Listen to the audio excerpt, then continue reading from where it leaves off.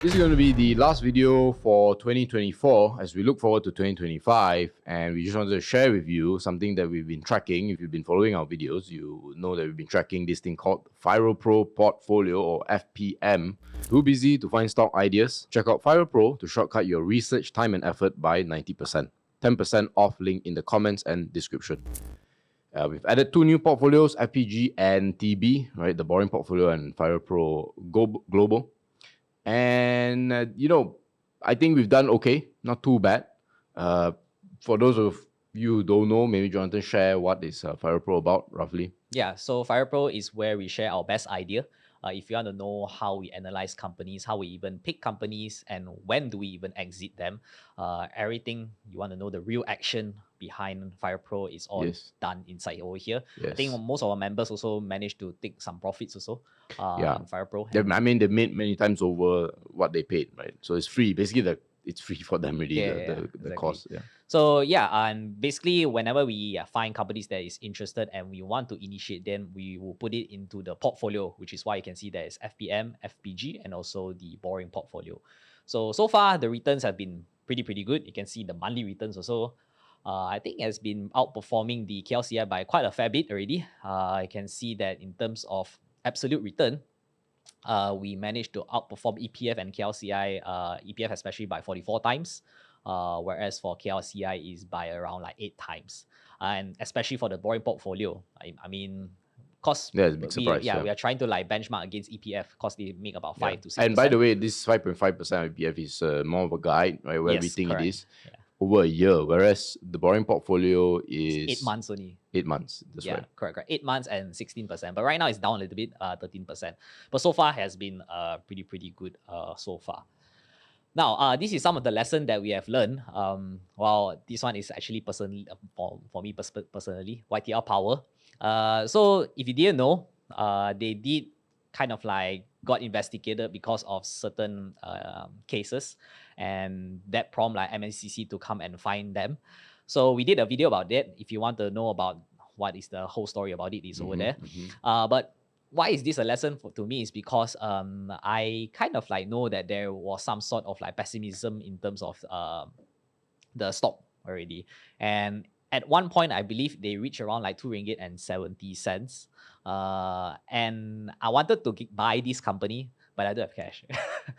Yeah, so yeah, that's actually the downside if you are staying invested, 99% invested. Sometimes you have such opportunities when there's over pessimistic in certain companies and you want to buy, but you cannot buy. And since then, assuming if I bought it, I could have easily made about like a 40%, like easy returns. It happens. Yeah, it happens. But this one just tells you that, make sure to have like spare cash, just in case like such opportunity arise. Now, the second one is temptation. This one also is my own personal one because I also kind of know a little bit that we are in the top because there's kind of a lot of people are talking about palm oil, especially at this point. There's more analysts are becoming more bullish about the sector. Some famous investors, gurus also start to talk about this. Especially on I3. Yeah, especially on I3 also. So I was actually kind of like tempted to cash out at a certain price point. But I held back because the fundamentals have not really played in yet. I mean, there's still like another few more quarters, right, that they haven't reported. And it's going to be a good quarter for most of these plantation companies. That's why I held back. But right now, I mean, you can see already the CPO prices are. But it hasn't really dropped that much, right? From my calculation, it's around like 16%, 16 from the top. You mean from the companies that? Yeah. So it's like the companies that I'm tracking lah. Okay. Or at least I own lah. Okay. Yeah. So it was at the top, and I was actually thinking that maybe I was kind of like angel and devil, thinking that the angel say this is a good company, you shouldn't sell. The devil say that you can cash out right now and then you can buy it at the bottom. But then the devil is like, I'm trying to think that maybe I cannot really time the market lah. So I decided to just hold it all the way instead of just selling it. But yeah, that's a second lesson that I've learned, temptation. But luckily I managed to control the greed lah of doing it. Now the third one, competition. So this comes as a surprise, or maybe not because of Yeah. I mean, Balto used I- to be a blue chip I company. can share it here. So I believe you are aware we used to own Burma's Auto, I believe, in 2023. Yeah. We made some profit, I think 10, 15 or 20%. I can't remember. So yeah, I mean, we've succeeded. I personally succeeded from this stock in that sense. But here's the thing. If I didn't have better ideas, I would actually be holding Burma's Auto. And obviously it would have been a mistake, right? And so I do consider this, you can say, a mistake for myself, because even though I did not lose money from this, it just so happened that the circumstance pushed me to buy other things that ended up doing well. Because in another scenario where I did not find any new ideas, or if I'm lazy or whatever, and I stuck with Burma's Auto, I don't think I would have sold. And the reason was because, like, okay, look, they have a powerful distributorship. If you look at Masterclass, it's amazing. We all know the success, the massive success of the CX-5, and then after that, the CX-3, all these different cars. So I thought, look, I think they're only going to continue. They're distributing a Japanese brand. Where is that going to go?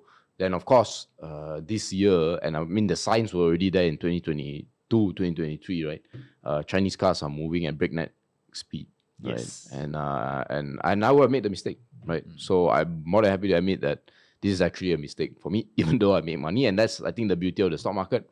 You can make the right decisions and lose money, and then make the wrong decisions and make money. Yeah, nobody expected that China to grow so fast. Yeah. I mean, you can see that right now Japanese car makers also are going through some sort of like consolidation phase to kind of like cut costs. Because of this Chinese, they are really good at making low cost stuff.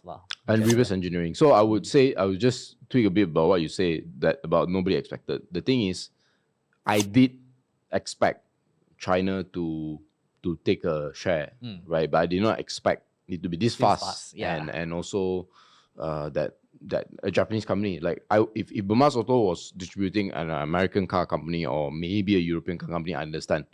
But in my head, I thought, look, Japanese are also good at, big, large scale manufacturing, Koreans as well, So, like, I think, they're still going to be fine. But yeah, so that was the mistake. Exactly. I mean, it's understandable if it's like glove, because glove is very easy to like build the manufacture and manufacture a glove. yeah. But cars is like on another level.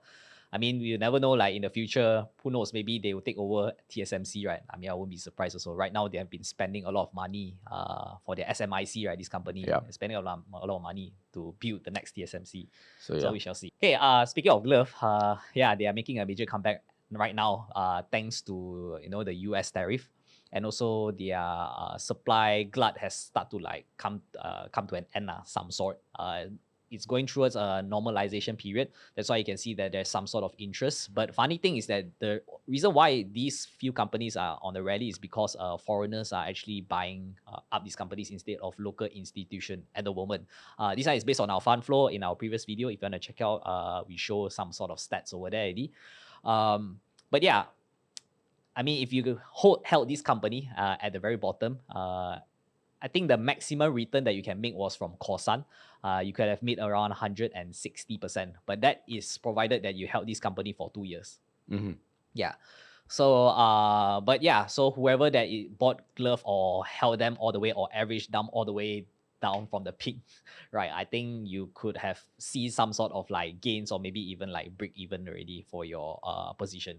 But so far, this one has been like a pretty good time for glove, which is a major comeback. I'll just add a few other things as well. So if you remember the glove craze, too busy to find stock ideas? Check out Fire Pro to shortcut your research time and effort by 90%. 10% off link in the comments and description. So I profited from the glove craze, and my thesis was very simple. I picked Supermax and a little bit of Top Glove, mainly more on Supermax because it was a smaller company, it's much less known, statistically more undervalued. And of course, I didn't know that COVID was going to come, but the value was good. So obviously I was lucky with COVID, so that enabled the gloves to do well. But what we are seeing here, and if you look at the year-to-date returns, is that Supermax is actually the laggard compared to the rest. If you recall, Supermax was the star compared to the other three. In fact, I think it was only outperformed by either Care Plus or Rubberex, one of those two, right? So Supermax was the number one, and then now they're actually not right among the top four. And so I think what this educates us is that in times of euphoria, companies like Supermax that do not have the same level of capabilities as Hata, Top Glove, and Kosan will do well in euphoria. But in more rational times, and I would say glove investing is pretty rational Yep. right now in the sense. You can actually see the best fundamental companies actually outperform, and Kosan Rubber is right on top, followed by Top Glove or Hatalega, Yeah, right? Hatalega. Yeah, Hatalega, yeah, okay, Hatalega by a little bit.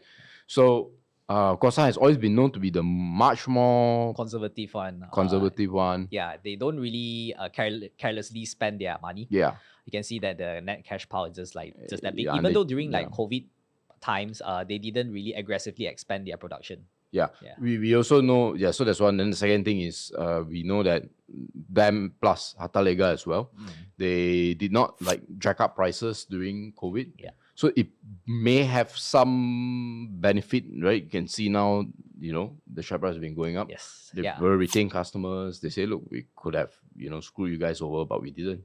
Yep. Yeah, So then they stuck with it. yeah, correct. During the bad times, the only two companies that managed to recover the most are Hatalega and Kosan. Just there you go. Yeah. So this is I think this is a great lesson because this is a new lesson in glove, because I think the glove lesson has always been don't buy into euphoria, don't overcalculate, don't give 100 ringgit TP for Top target, Glove. yeah, 100 ringgit TP for Top Glove, things like that. But this is a new lesson, I would say, that will add to gloves. Yes. Okay. Speaking of comeback, there's also another 2.0, which is the tech companies. You can see that most of them, this has even more, 70% up for Genetech. Corozai is up 50%, and so forth and so forth. But basically, all of these tech companies are coming from the low base, which means there's still like more room for them to catch up. I wouldn't say improve, because right now we are in a phase where memories and logic are the one that is getting the most demand right now. Not so much on the discrete discrete optoelectronic and also analog. If you want to know about what is this type of semiconductor and what are our views and the growth prospects, you can watch the video over here. But basically, coming back to this is that right now you want to see whether they can make back similar to 2021 to 2022's profit level or even revenue level. Because right now it is still quite far off from what they used to make during those euphoric times. But so far, because of, again, the China and US trade war and the potential tariff, right, that's why you can see that most of these glove counters are making a comeback. Especially for Genetech, it's because of Tesla. I think this is more sentiment. You can see that when Trump and Elon Musk won the election, that's why the share price kind of like rally. GFTech is because, quite interesting, is because they are a patent restriction. So they cannot actually export to the US for quite some time because of this legal case that they have with the US competitor since 2018, I think. 2015 or 2018, I can't remember. But right now, the restriction has been lifted off. So which means they can start to export and sell to the US market again. And also they managed to got some JV deal with a US company, which means they can sell more stuff over there. And you can see that there's some sort of recovery in terms of share price recently. UWC also is the same thing. They reported kind of recovery, but it's still all kind of coming from the low base. Again, it's the low base because the high is over here, the low is here. It's just they are now recovering like that only. They haven't really reached back to the top yet. So we shall see. But I wouldn't be that optimistic on the tech sector because of number one is also to do with China also. They're being very aggressive over here. Can see that Vitrox lost some sales to Chinese company. They admitted that they are coming very big. Even some of our research team also kind of explained that. Basically, 80 OSAT, we feel they're going to be trouble. Yes. But in terms of maybe some precision parts and services, maybe not. Won't be affected as much. EMS is 50-50. Yeah, correct. But basically, any services that is easier to be replicated which is actually 80 to 90% of what our tech sector is doing, would be kind of not 100% replace, but there will be some competition. It's just like the automotive industry, like Baotou. China coming in, that's why they are doing so bad. So probably we may be seeing some sort of like similar trend coming to tech, unless they can actually move up the value chain as fast as they could. I mean, our Prime Minister Anwar also, they has been spending a lot of money in terms of these semiconductor, moving up the value chain, going towards advanced packaging, paying more money to the engineers, talented engineers to stay in Malaysia. But this all measure has only been done like for the past few months only. So it may take like a year or two to actually really see whether they can move up the value chain and whether they can improve their revenue and profits. But yeah, so this is the comeback 2.0 for tech. Personal view is still a little bit of uncertainty around this sector. Now, the final part, which is basically our strategy for 2025. Maybe, do you want to share first or I share first? Yeah, well, I mean, at the end of the day, a lot of things that we did for 2024 will be replicated in 2025. So I just want to start with that. But yeah, you can go ahead. Yeah, so my strategy is very simple. For the first time ever, actually, I am being more defensive at the moment. So I have started to like build my cash pile at the moment, and I'm only like buying companies that have a strong cash flow and also have the ability to pay dividends. Just because the opportunity might be shrinking for 2025. I mean, there will be a lot of uncertainty going through Trump policy and whatnot. And also right now, not many sectors or companies are actually giving out good valuation. Just simply just that only. So yeah, my strategy is very simple only. It's just keeping out more cash and wait for opportunity to come, then probably deploy. Yeah. Yep. I don't think I'm gonna change too much. I've always had, as you will know, I always had like some cash, call it 10, 20%. It always fluctuates, in between there. For me, the focus would always be, I've always been on the lookout for changes in companies. So these are, some people call this catalysts and all that. And, maybe a hint for you guys, we'll be doing a refresh for our education program, SIB. One of the things that I'm going to add would be how to understand catalysts. But in essence, the catalyst is there to just unlock the value and to speed up the process. That's what a catalyst is, right? It's removing certain barriers for things to happen. So it's the same for myself. I'm going to be looking for companies that are removing barriers that that blocks them to profitability. If you look at our names in our Fire Pro portfolio, you can actually see a lot of companies that fit this category.